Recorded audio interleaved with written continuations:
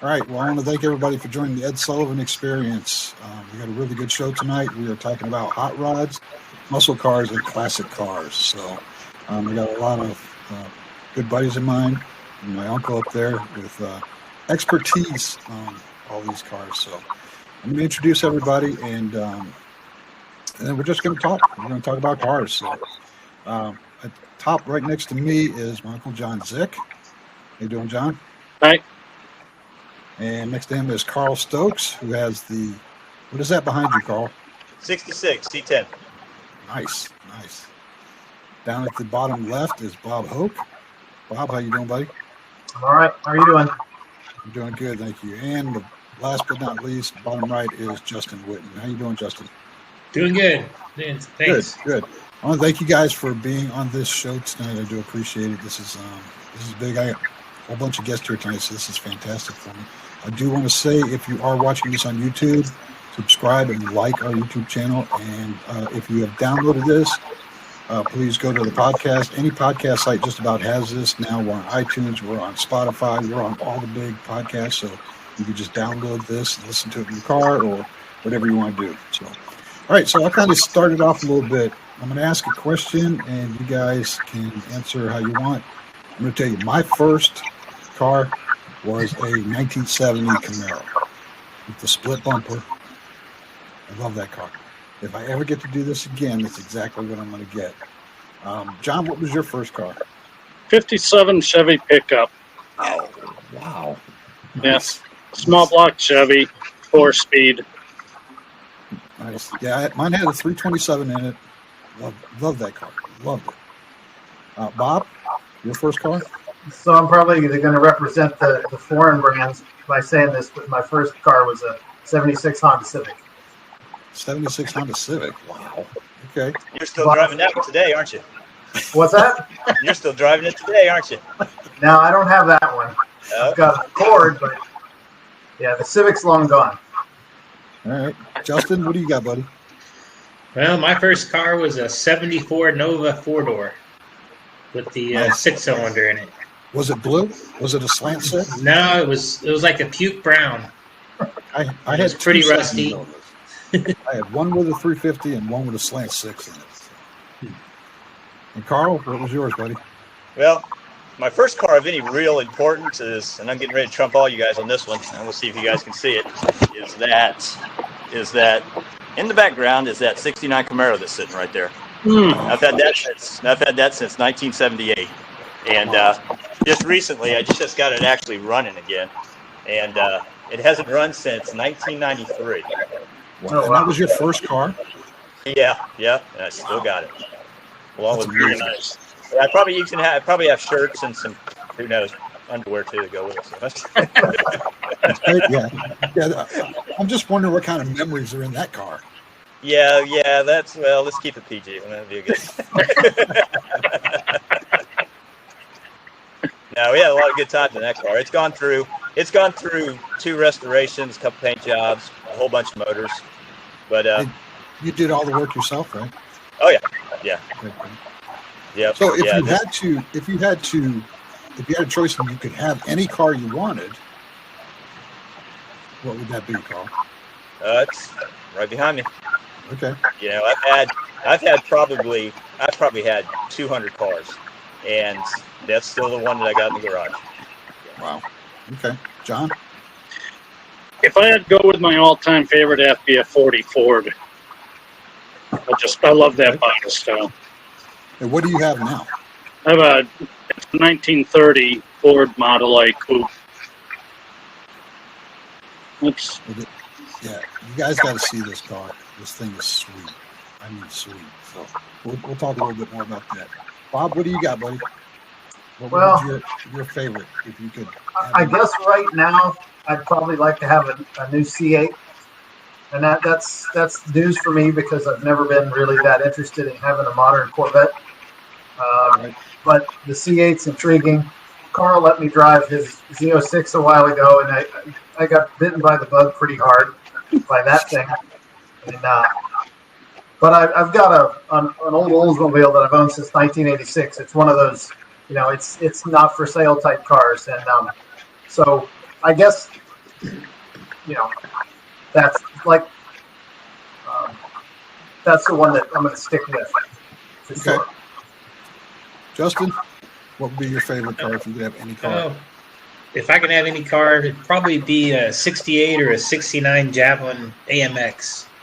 I've always been a AMX fan. Never had one. Had a lot of cars. Not 200 like Carl. I know. But, Carl's like collects cars like underwear. He's got us all beat. I've probably owned maybe about 30 cars in my lifetime. Never had an AMX. I had a 71 Javelin when I was in high school, which I sold it for $150 and a pair of speakers, which I'm still kicking myself. 401, 3-speed. The guy I sold it to still has it. It was we called it the Purple People Eater. It was purple with a white stripe down the center of it. Man. Sitting in the driveway, I had another car at the time. I think I had a 66 Mustang, and the driveway we had when I was in high school wasn't that big, and my dad kept complaining, you got to get rid of one of these cars. So that was the car I got rid of. And why I gave it away so cheap, I don't know. You do some dumb things when you're young. Yeah. But, yeah. Did everybody do like I did? Did you burn your neighbors' yards? You mean like lawn jobs? Yeah. Oh, yeah. Spinning tires. Oh, yeah. I don't think there was a corner on my neighborhood that didn't have tire skid marks going through it.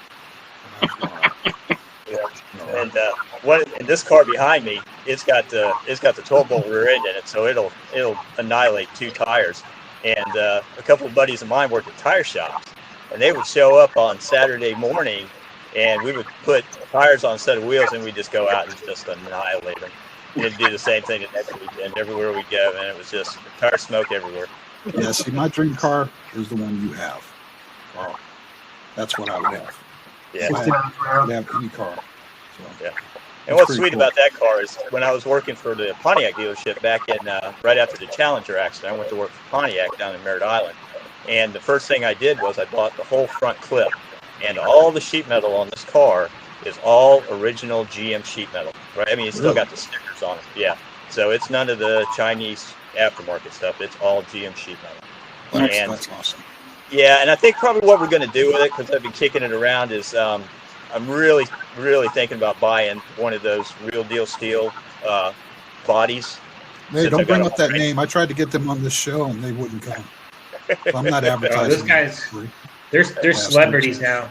Yeah, they're big heads. Joe actually said to me, "Oh, we're too shy." I'm like, "Dude, you have never been shy in your entire life." So I'm like, "Whatever." Big heads. One of the other things I got that's pretty cool here in the shop, and you remember when John had bought that 57 Chevy? Yes. And he went out to Louisiana and get it? I've got it sitting, that's what's sitting right here.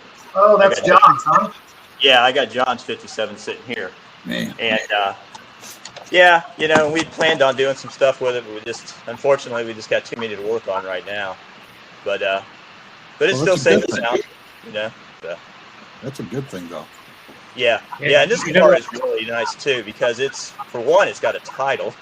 That was what was the biggest problem when he went to go get this car. But it is really solid. It's got some real nice features with it, so it'll be a nice car when we get it done. Oh yeah, definitely. So I know. Carl. John used to be my neighbor when I was living in Port St. John, and every time I would see his garage door open, he had that 71 Corvette and then that 57 you have there. Yep. And that 57 is probably one of the cleanest 57s I've ever seen.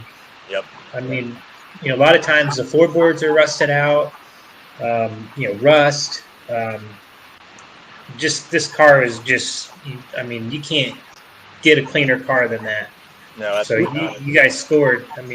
Hardly no body work to it. Nice clean car. So where did he get that, Carl? He got it in Louisiana, and the story behind it goes is that after Katrina, the guy's house was just ruined, just blown apart. It flooded the whole house. He had this car in a separate garage, and it didn't get wet. It didn't get a scratch on it. Nothing. And the guy he lost everything, so he just sold it He sold it to John cheap. Well, I don't know if it was cheap, but he sold it to John, and John went out there and brought it on back. Man, that's amazing. That is Yeah. amazing. So Yeah, I know yeah. I hope we can do it right by him, because I know what he wanted to do with it, the color scheme. So we really want to try to do that with the car. what color scheme is he going to do? It's going to be that like two-tone, and it was going to be The red or? Yeah. He was going to do like a red and white, kind of like Justin's car. Okay, that's pretty cool. Yeah, Mike's got the color codes on what he was going to do it with. So I know you've built your own cars, right? I know Justin, you've done yours, right? Yes. And John, you've done yours. Well, I did the pickup. I did, but the Model A, I had Streetworks out of Waukesha do it for me. Yeah, you still paid for it. Right, Still paid for right, it, though. right. You know, it's not like you didn't buy the car put together already. It was Well, your idea, your dream, what you wanted it to be done. I inherited it from my stepfather after he passed away. My mother asked me what cars I wanted. I said, I want the Model A. I'll start there, and we'll go from there. Start there. Yeah.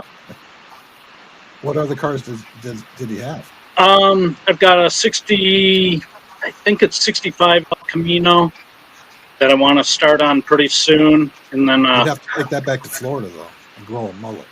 right. And then I've got an Austin Which I might Healey kit almost car that I'd like to build for Holly. I don't know. We'll see what happens. We lost your video. Uh-oh. We lost Bob's video, too. Uh-oh. That's Bob, not cool. That's weird. It's like Well, I can see it on my end. Yeah, you talk about El Caminos. I still got that. I'm still working on that 68 El Camino too. I've got it that we're working Really? on. Yeah, and that was what was his name that owned the 68, Justin? That was Computer guy that yeah. I can't remember his name. Yeah, I'm drawing a blank. But yeah, because he never had a clear title on it, so I had to do a whole lot of work to get the title cleared on it. But we're basically building it out of scratch and dent parts, so that's kind of fun. Oh, that's cool. Yeah. So, Bob, are you building any cars? We were talking about everybody's building cars. Yeah, I have several that are in the process. I've owned 55 total. It's funny you're asking about that because I know exactly how many it is. And, some of the ones that I kind of got finished are gone.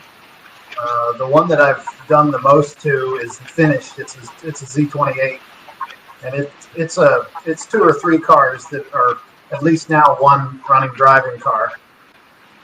So that's probably the heaviest project I'm into. But it's one of those things where you have several of them, and it's hard to keep them functional. And right now they've a couple of them have gotten away from me as far as the functionality. So I guess currently my thing is just getting them all so they run and drive. I just feel better when they run and drive, even if they're not done. It just doesn't feel right. How are you guys getting past your wives with all this? There's no getting past. Yeah. I don't have any I'm more okay wives. if I want to buy goats or rabbits or some kind of farm animal. She's good with that because that's where we're living now. So, but every time I mention I want a shop, and she's like, "Oh, well, we can get you a little shed." I'm like, No. I want a shop where I can actually put a car in. So I guess I'll have to build my way up. Justin, you got something too. You built, right? Yeah, I've got a couple cars. I mean, what I have now is a 63 Galaxy 4-door hardtop, and then I have a 55 Chevy 2-door hardtop. And they're actually both the same color. They're both the red and white two-tone.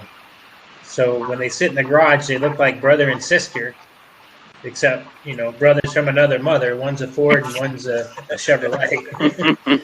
I know. How did they not battle in the middle of the night?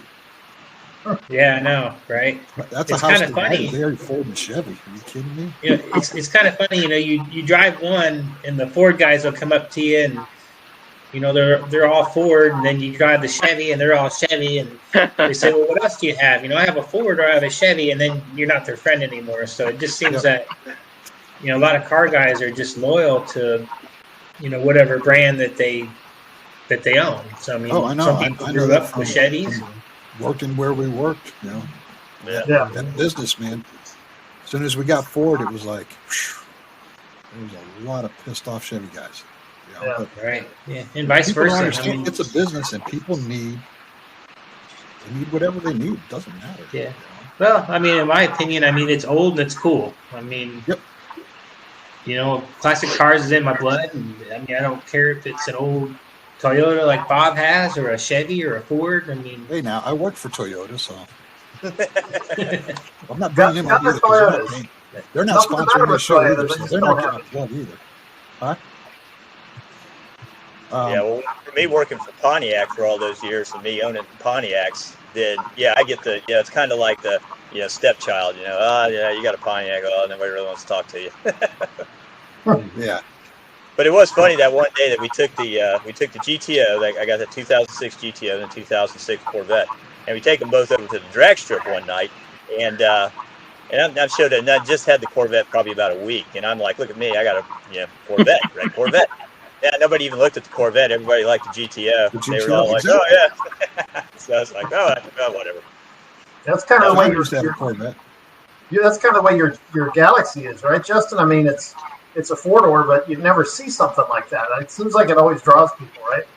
yeah, it's different. I mean, it's not a showstopper, but it draws a lot of attention. I mean, I get a lot of guys that will come up to me and say, "Hey, I took my driving test in the same type of car," or we took a family trip in that type of car. I mean, That's what where are my the kids were 4-door? conceived, in the back seat of that car.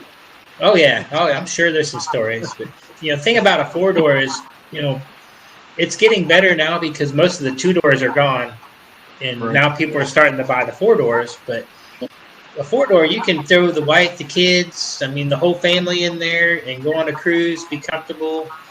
Go to a car show, go wherever you want. You can't do that in the 2-door. And the thing with the 4-doors is they were actually used back in the day. So, a lot of them are gone. I mean, you don't see real nice ones. I just got lucky on this one. I mean, it has probably about 70 original miles on it, 70,000 original miles on it. Really? It came from Southern California. Typical car story that you hear from these cars, but this car has no rust on it. Runs and drives like a dream. I mean, How much you work go do you over have to do? tracks and you just float. But comfortable to drive, and I added AC. You got to have AC here in Florida. Just a real joy to drive. How much work did you have to do to it? Not a whole lot. I mean, it was pretty much original. Just had it basically painted and tuned up the suspension a little bit and fixed the brakes. Nice. So really didn't have to do much to it. Not like my 55. So do you guys take any of your cars to car shows? Oh yeah. Sure. I went to one last Saturday. I have a Firebird, 71 Firebird. Took that to a local cruise-in. Okay. Yeah. And John, we've had I know the you do because I see your Bears stuff Nose all the car time. show a few times. Yeah, Yeah. I've been to Detroit for the Autorama up there, and then I was down in your neck though, in Florida at the Turkey Rod Run about 3 years ago. Well, I remember that place. That was a good time down there. That's a great show. Yeah, I wanna go down there again. I had a really good time, especially cruising A1A, and everyone holding up the signs, light them up, and people coming out and pouring water, bleach on the tires. It's a night to have fun. That's pretty cool. And the cops didn't harass anyone until they started getting out of control. That was probably later in the evening when everybody was drunk. Right.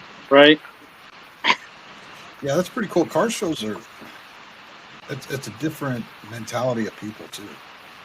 I mean, there's all kinds of walks of life of people at a car show. Yeah. It's just amazing. Actually, at the show I was at on Saturday, I ran into a guy that knew Carl from when they were teenagers. He was talking about when there's this one industrial park that used to end. They extended the road now, and it's a pretty major highway, but it was kind of like a perfect drag strip, and I know Carl spent a lot of time there as a teenager. Carl, I don't remember his name, but he has a Tempest, a 66 Tempest. Okay. It's the 4-door, but he's got a 400 in it. Yeah. You know who I'm talking about? Yeah. I just am drawing a blank on the name, but yeah. It's I've turned the wrench on it a couple of times. Yeah, we used to turn. I mean, we had just a regular drag strip out there. We had a return road, we had turnaround, we had everything. It was perfect. So yeah, we did a lot. Isn't it true that the police pretty much left everybody alone until did somebody get hit? Yeah, because at that point, Titusville hadn't moved into that area yet, and Cocoa hadn't come in, so it was just the sheriff's department. And I had gotten to be pretty good friends with a lot of the sheriffs, so yeah, it was pretty much covered. So, That's pretty cool. that was a lot of fun. We had some fast cars out there. Who has a good horror story about their cars? Wow. All right, I've got one. I was, in fact, it just happened 2 years ago with my Model A. I ran down to Evansville, Indiana, and I uncorked the headers, put the turnouts on it. I didn't have my turnouts keyed, and it flipped around, and all the flames are hitting the door. We get to the show, and the guy, one of the guys at the show goes, "Man, great flames!" And I get turned around, pull up. Holly goes to open the doors, and she goes, "It's on fire! It's on fire!" And people are like, "Oh, those were great flames!" And then finally got some water to put it out. But that was a $12,000 mistake. Oh, wow. Wow. Not good. I don't know if anybody's got one to top that. That's pretty good. That's a good one. That's a good one. That is definitely a good one. Good, bad one. Right. Well, if nobody could top that, then how about a good car story? Well, we a few years ago, I don't know if you ever got to see that truck that we were working on, that 82 Chevy truck. No. You might have had just left right when we finished it up. We took it on the in 2018. We took it on the 2018 Power Tour, and we did a long haul with it, and that was a lot of fun. We got to see. You were talking about doing the burnouts for the kids. One of the coolest. They told us before we went out on the thing. They said, "Okay, one of the only rules that we got is that if a little kid asks you to do a burnout, you do a burnout." Nice. That's cool. Yeah, so we're pretty much every stop sign you'd come to, and they would just have there would be 1,000 people in a town, and just maybe one stoplight town, and there'd be 1,000 people out there in their lawn chairs, man, and they're just eating it up, man. Oh, it was a blast. What's the best show to go to? We've had a lot of luck with the anything that the Goodfellas? Good guy. Mhm. Good guys. Any of the Good Guys shows are good because what they do is they have a lot of participation awards. So you got people judging your cars who are actually have real cars. It's not some, just a group of judges. It's usually the participants that are judging each other's cars. So, they can appreciate what they see. So for people that are just watching this for the first time, don't know anything about cars or car shows or anything, what do you get? What do you win? Usually a plaque. That's just about it.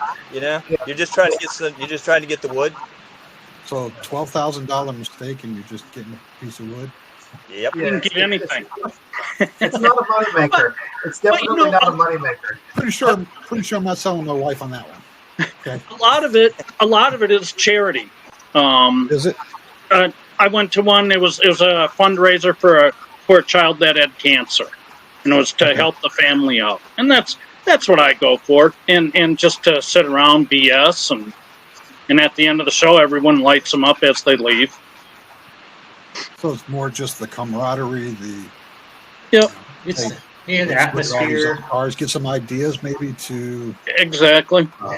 Yeah. fix up your car or something. Just a lot of good, real people at car shows. I mean, there's all types. Some you don't care for. Some are better than others. But some of the best people I've ever met, at car shows. Just they're regular people who obviously sharing an interest doesn't hurt anything. But Right. I've made friends just randomly at car shows that are still friends after 20 or 30 years. Right. Yeah, to me, I think that's the great part about it is the camaraderie. Like me, I was like, okay, I'm going to do this show, and I'm like, who am I going to get on this show? And look, all you guys, because I know you guys are car guys. You guys have been car guys since I've known you. That's all you guys talk about is cars. So, like, perfect. Yeah, don't let Ed fool you guys. Don't let Ed fool us. We're only here because Joe and Randy wouldn't come on. No, I would have rather had you guys anyway. I'm sure we were way down the list. Yeah. We had a good one at Dogs R Us. You remember Dogs R Us used to do that show, does that show every Saturday? Yeah. So I was there again with the 66, and this lady's walking her son around, and he was probably 10, which is really cool to see because that's actually young kids looking at it too. And he's looking at the inside of the truck, and his mom points to the door and says, "You know what that is?" And the kid's like, "No, I don't know what that is." And she goes, "It rolls down the window." And he was like, "Oh, I've never seen that before." He'd never seen a window crank. Well, think about it though. Yeah, kids today they wouldn't know what to do. Me and my wife just got a new car. Okay, so with this pandemic, we've been working from home since March. We had 2 vehicles we're paying for, and we're like, why are we paying for 2 vehicles? We're not even driving these things. So we took both cars in and said, okay, let's just trade it in and get 1 vehicle. So both our cars before had the push start, and the automatic lock on the door and everything else. You buy this car, you get in, and it's a key. And I'm like, son of a bitch. Every time I go to get in this car, I'm looking for the push start now. I'm like, God, I should have paid the extra money for it. Yeah, all those electronic conveniences are nice until they don't work. Yep. Exactly. Yep. I wish you had a key. Yep, exactly. Hey, you don't know how many times I'll drive somebody else's car and then I'll get out and just leave the headlights on because they didn't turn off automatically. Or, you're driving at night and somebody will start flashing you and you don't realize you don't have your headlights on because you're not driving your normal vehicle because, those lights turn on and, just all the modern conveniences. So I guess that's not that different than when you usually drive a stick shift car and then you get in something with an automatic and you're trying to push down on the clutch pedal. I'm sure everybody's done that, right? Oh, sure. Yep. Launch yourself through the windshield when you hit that brake pedal so hard. Yeah. Why is that brake pedal so big? What's really fun is when you drive a drum brake car, that 63 Galaxy is drum brakes all the way around. And, you have to step on that thing to stop. Right. Then you get in a regular car and you hit the brakes and you want to go through the windshield. Yep. This thing here is drum brakes and no power. So, yep. Yeah, it's a chore to stop it. You work for it, don't you? Oh yeah. That's why back in the old days they all had big forearms and their legs were huge. So Bob, what's Bob working on now? Well, I've got a '64 Cutlass convertible that it was pretty much done a few years ago, but it's with everything else that was going on, it was sitting for probably 6 or 8 months. So late last week, I got that out and drove it around, and actually it doesn't need much. Like I said, the Camaro, the Z28, it's really pretty much ready for paint. I've owned it since, well, depending on what part of it you're talking about, for a little over 30 years. So that's really a long-term project. I have a 74 42 convertible, and it's also been sitting for several months because I lost suspension bushing, so it still drives, but when you hit the brakes, it tries to change lanes. So it's really not too good an idea to drive it very much. And I actually have a '77 Honda Accord that Justin was talking about that my parents bought new, and my dad gave it to my mom as a Christmas present in 1976, and it's been in the family ever since. I used it. My brother used it. Both of my parents used it. It was we bought it up north. It was our snow car, so it's done a lot of stuff. And it survived me when I got my driver's license. That was saying something. So that probably is the car that I have with the most stories and maybe the most connection. Well, that's a classic now. Oh yeah, and Hondas are not as popular as some of the other foreign brands, obviously, but I don't think people love front-wheel drive cars as old cars like they do rear-wheel drive. But Right. it's come a long way in the last even 5 years. There's been a lot of interest in the Japanese cars come up. Well, Toyota has a car. I mean, their Tundra is a great vehicle. They had one that had over like 1 million miles. Oh yeah. On this thing, on the engine. 1 million miles. Yeah. I was like, it's crazy. You talk about Toyotas. Did you see the one story out of Texas that where Toyota bought that guy that new Tundra? Yeah. Yeah, where he was helping the people that were in the cold and they couldn't. Yeah. And then there was the guy up in Washington, and he had that Toyota. I think he might have had the Tundra. Anyway, he was running people back and forth from the fires, and he drove that friggin' Tundra through all them fires till that car melted to the ground. Yeah. And Toyota bought him a car too. Yeah, it's amazing. That's good. Yeah, no, that's how you take care of your customers there. Exactly. So, what's the hardest place to find if I wanted to find a old car? Where would I start looking? I mean, the best thing is get something that hasn't been run around in the soul. That's probably one of the top things to overcome, I would say. And then Frank rust and corrosion.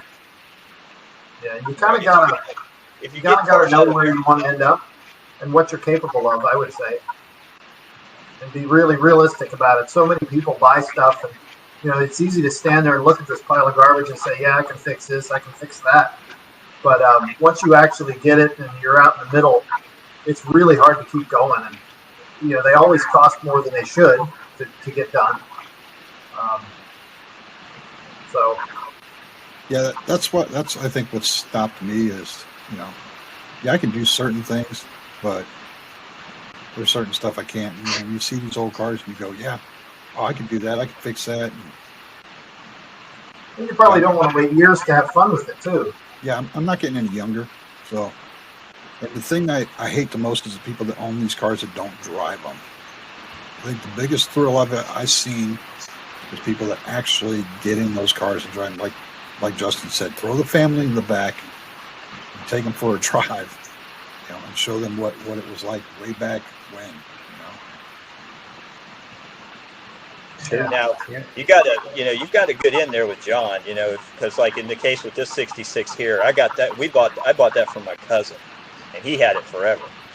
A lot of times you'd be surprised how many family members will say, "Oh, you know what? We got something sitting out back that we ain't worked on in ever," and the next thing you know, you got a 66 C10 or something like that. Yeah, so, John. Yeah, check around with your friends, check around with your family members, and you'd be surprised who's got something sitting out in the garage or a barn somewhere. Yeah, he's the only family member I know that actually has stuff. So all the rest of them are poor. They don't own nothing. Well, that area where you're at in Tennessee, you'd be surprised how nice the cars are in that area. Right. Absolutely. I've seen trucks, old trucks and stuff sitting in people's yards that I'm like, man, I should just stop and see if they want it removed. Yeah. Well, the problem right now with trucks is that they're so hot, man, you can't buy a truck. Right. You just to get anything, like a 70 in the 70, 72 C10 range, you're going to pay a ton for it. Oh, I know.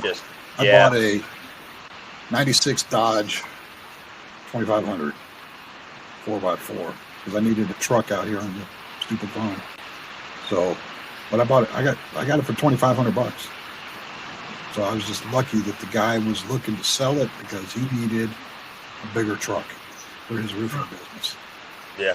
So I was like, yeah, because right now trucks, especially down here in Florida, trucks are usually in pretty good shape. So, you get people coming from New York and places like that. They'll come down here, they'll buy the trucks, and they'll take them back up there and resell them because they're all rusted out. Right. Yeah. But again, like you were saying, if you're looking for a nice car, the mid America is a good place. If you get something out of Arizona, it's probably going to be pristine, no rust, but the interior is going to be baked out of it. And then you get something out of Florida, you're gonna have mold, and you have some stuff like that. So it just really all depends on your level of how far you want to get into it. Yeah, and anything up north is probably going to have rust. Yeah, I would stay away from anything out of the northeast, especially because it's just going to be rust away.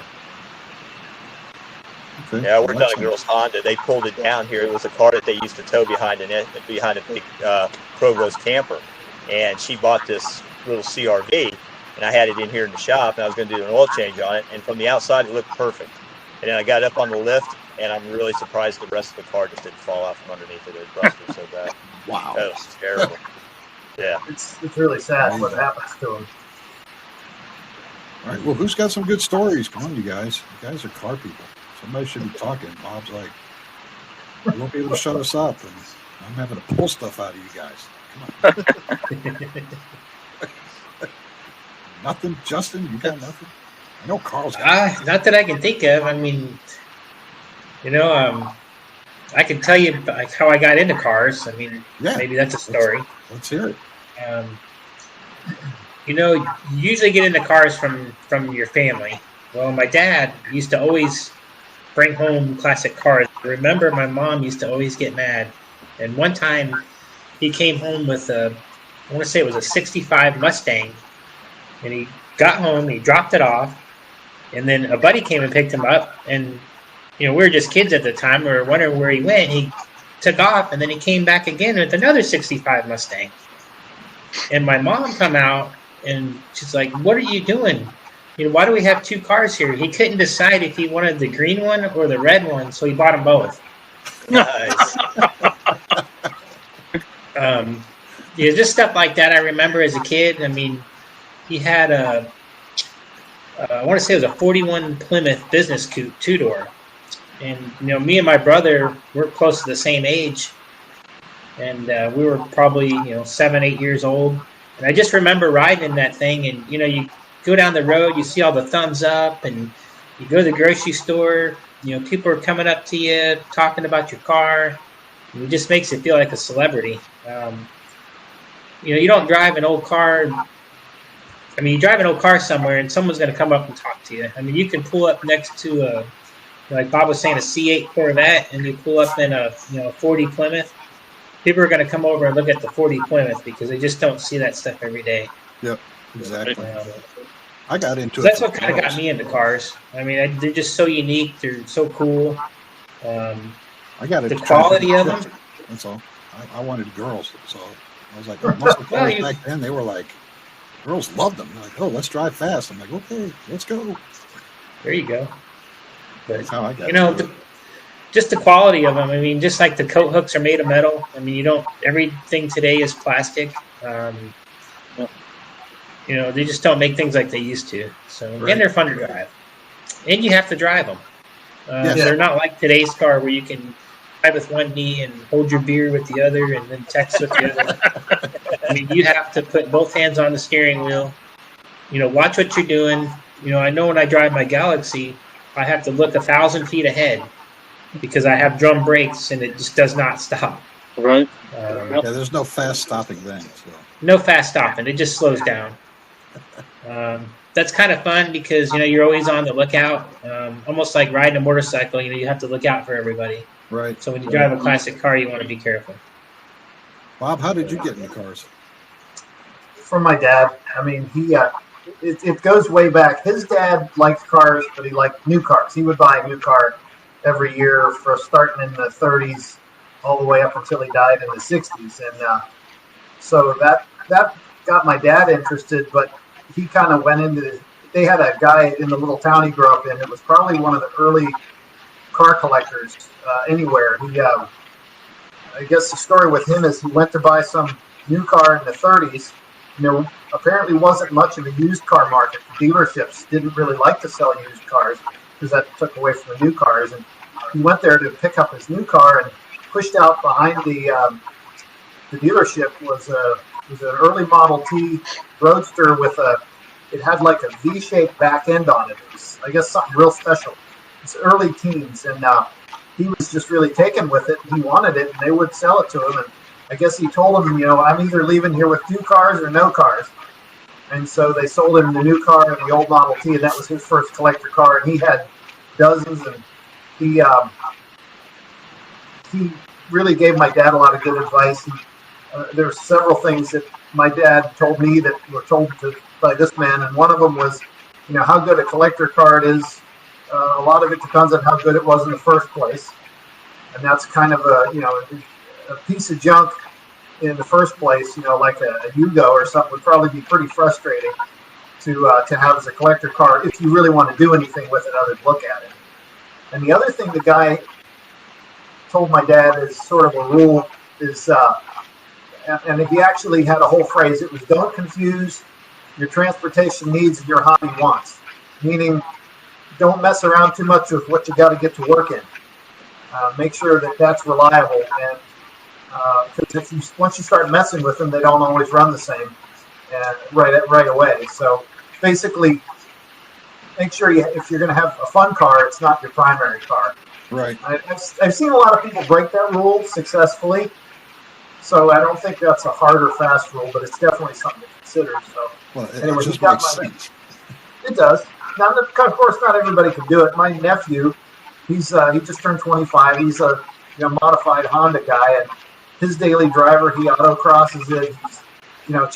He's gone to work on Friday, and then full changed engines and transmissions and driven it to work with, converted on Monday. So he's breaking that rule all the time, and so far he's gotten away with it. I guess he has no second gear right now, though. He broke it the last time he was autocrossing it.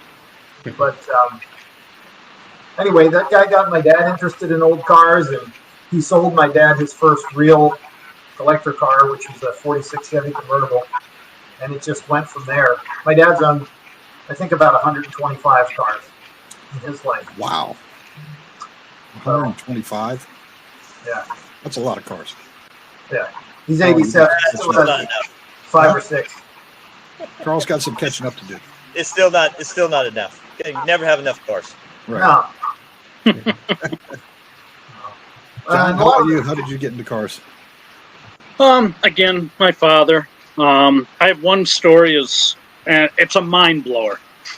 We lived out in this small town called Oconomowoc in Wisconsin, and County Highway BB. Well, a bunch of my dad's friends were all hot rodders, and the guy had a Christmas tree from a drag strip. And he said, let's set it up for Saturday afternoon, County Highway BB. They put out flyers. They were expecting maybe a dozen people, maybe 24 people. There was over 200 cars showed up. And I'm talking top fuelers, just mind-blowing machines coming in. They ran 2 cars, and here come the cops. And said, this ain't happening. So everyone went back to the farm, 200 acres. Everyone just parked in the backfield, and I was only 6, 7 years old, and I'm walking up and down the field looking at everything, and all they did was just went on and bought some barrels of beer and just had a party that night. But it was a great time. My uncle had movies of it, and he can't find them now. I've been trying to find them because it's a mind blower as to what was there. But that was back in times where times were good. Exactly. Stuff like that. You can't do none of that today. No. It's just, and people don't realize that the generation that we have now doesn't realize what they're missing out on. Oh, I agree. Everything's on camera too. You think back to some of the dumb stuff you might have done when you were younger. It's like, wow. Yeah. Imagine trying to do some of that stuff now with Ring doorbells and everybody's got a dash cam. Yeah. I'd be doing this show from jail. Carl, how about you? That's the thing. Ed, you mentioned the younger generation is they're not getting into these cars, like we did in our generation. Right.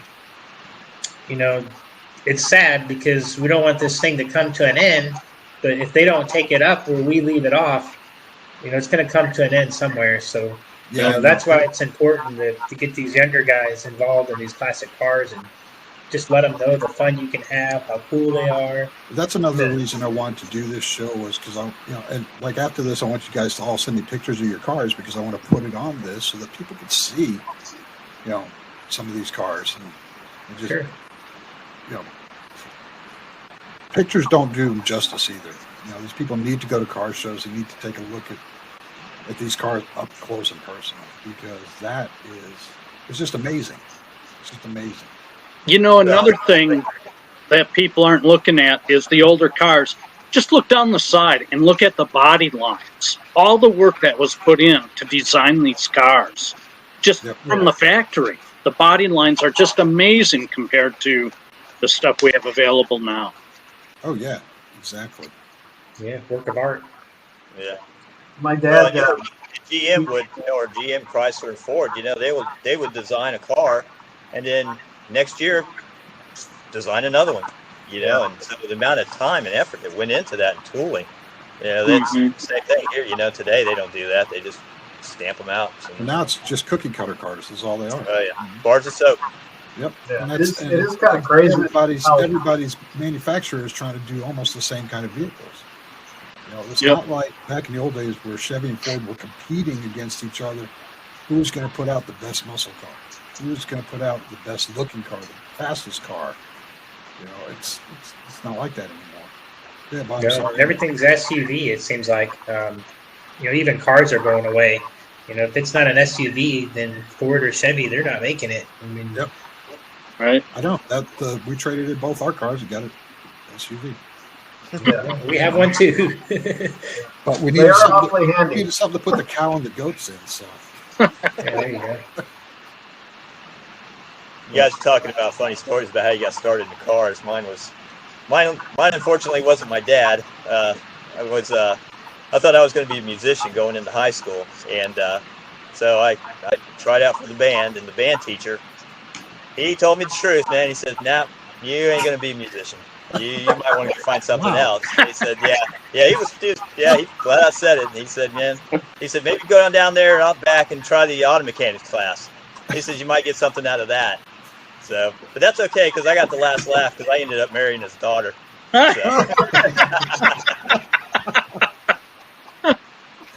And now his grandson's a big gearhead, so that's like, all right. He probably didn't need anybody to help him with music, but he probably needed somebody to fix his car. So he might know exactly what he was doing. Yeah. yeah, I got Well, into it's funny it just because he would have probably never been the band teacher, but they already had a shop teacher. So yeah, he just became the band teacher. So hey, it all worked out. Yeah, I just loved the way the cars ran back then. Yeah. And I was telling someone the other day, they had their fuel pump go out on their car, what kind of car it was one of the Toyotas or something. And I remember in my 70 Nova, the fuel pump went out in my car. No, the water pump went out in my car. And I didn't even have I had the money for the water pump. It didn't come with the gasket. So I got it home, and auto parts store was way, way far away. So I talked to my dad, and he's like, let's get a cereal box. Took a cereal box, put it over that, tapped it out, made a freaking gasket, and that thing held up better than probably any gasket ever. Absolutely. And that was back when you could work on a car. There's no way I could work on these cars today. Yeah. Yeah. Well, and that's they don't want you to work on the car. They want you to take it back to the dealership. Yeah. They don't. Exactly. Well, you guys are awfully quiet, so. Nice. Well, it's going back to what Justin was saying about, he's got a Ford and a Chevy, and how you get all these people that want to be one way or the other way. I kind of tend to agree with Justin that, I have my preferences, but everybody has their story to tell, especially with the older cars. And you look at even 1970, everybody was making something interesting in 1970. And a few years, certainly prior to that, and even for a couple of years, 3 years after, they were a little different, but they all had their story to tell. So I don't know. That was just a really, really great time for. You think about how strong the hobby is that's tied around cars from that vintage, and that sort of bears that out. Oh yeah, I had a Gremlin. Nothing wrong with that. I wish I had that now. Yeah. But my buddies they're sought after. They used to make fun of me for having that car. Yeah. but I had a girlfriend whose mom had a Gremlin, and she come home from the grocery store, and she said, "Hey, you kids go out there and grab the groceries out of the back of the Gremlin." So I go out there to help and grab up a bag, and I'm the last one taken out. So I get ready to go shut the lid, right? Boom! The only thing I had left in my hand Oh was that no! handle, and there was nothing but glass everywhere. And well, needless to say, I didn't come back the next day. But yeah, those cars are pretty cool if you can find your Gremlin. Oh, I know. Yeah, the thing was like burgundy purple, had like stripes up the hood. I'm like, I think I paid like $100 for it. Best car. What was your best deal on a car you ever got? Oh, it's got to be that '68 El Camino. I bought that '68 El Camino to just get the motor out of it, and ended up with a whole car. Yeah. So yeah, that was a good deal. I bought for $100. I bought a '69 Chevelle Super Sport with a 396 in it from some old guy who had painted it with white house paint and a brush. No. Wow! That was my best deal ever.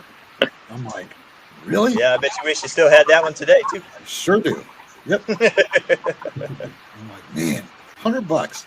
Guy's like, yeah, I was just trying to keep the rust off it. And I'm like, what'd you paint it with? He's like, this brush. Okay, $100, I'll give it to you. Yeah. Great. From 100 feet away, it probably looked fine. Yeah, exactly. Justin, how about you? What was the best deal on your car? Probably a '68 Corvette convertible.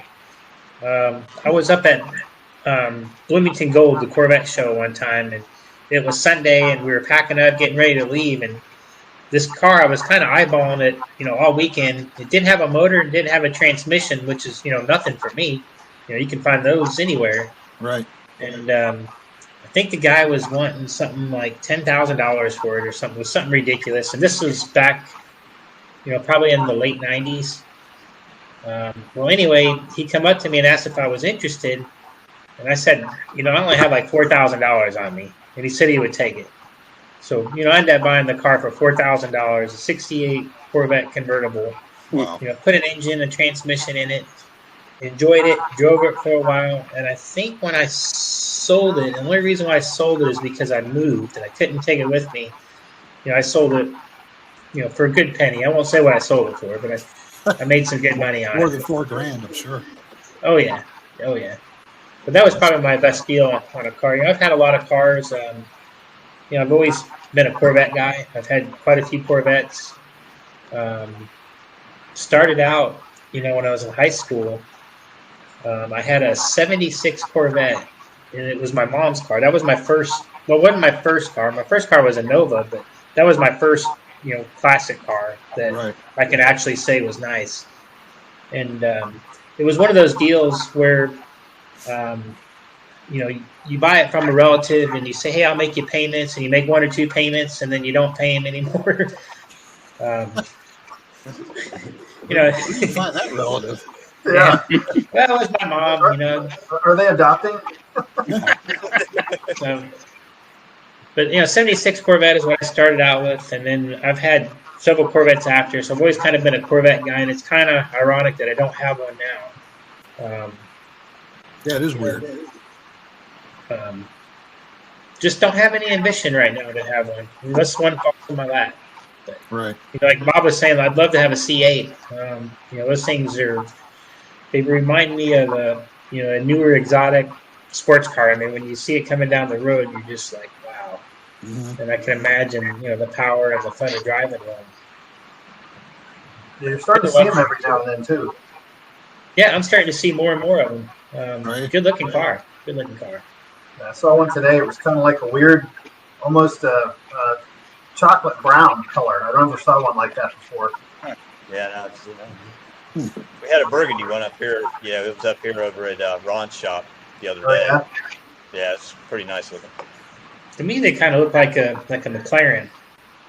Like from when I see them coming, I think it might be a McLaren, but mid-engine, it's kind of iffy on, but I think they're pretty cool. I wouldn't want to work on it.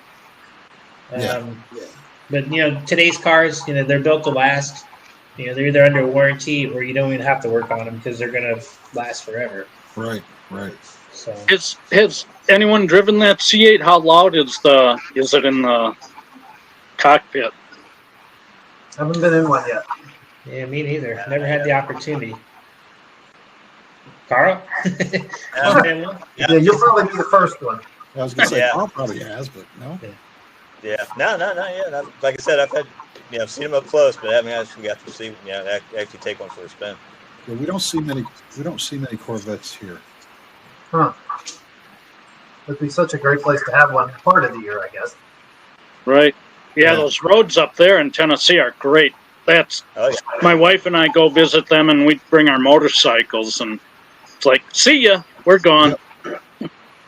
Yeah, that's one of the things about here. I mean, this is a great place to live, but the roads aren't all that interesting by comparison to a lot of places. Yeah, Right. the place I work is like almost an hour from where I live. So, but the drive is just so beautiful. 4 years, I never get tired of it. It's like, Well, Ed, how close are you to Bowling Green?